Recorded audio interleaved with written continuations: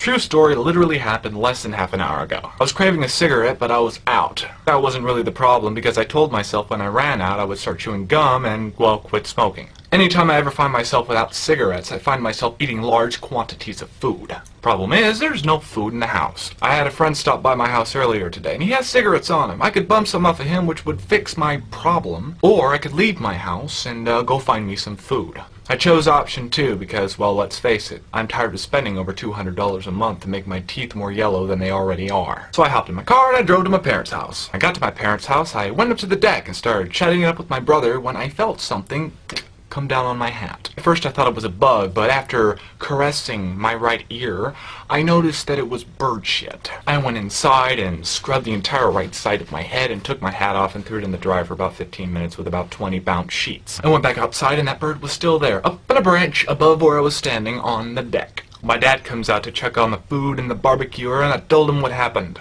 After that, I was immediately reminded that less than 48 hours ago, my dad had bought a high-powered one-pump pellet gun, and I started looking at him suggestively.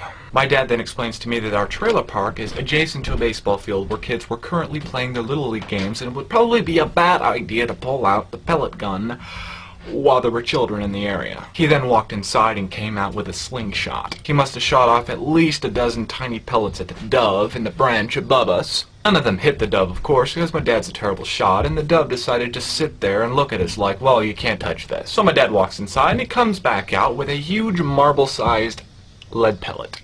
He loads the slingshot. 10 seconds later, that bird was done.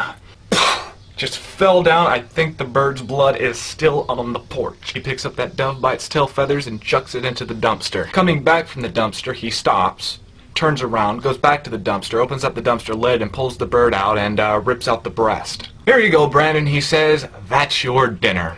He went inside, rinsed it off, put it in some tin foil with a little bit of seasoning, and he threw that onto the barbecue with the rest of the food. And I ate it 15 minutes later.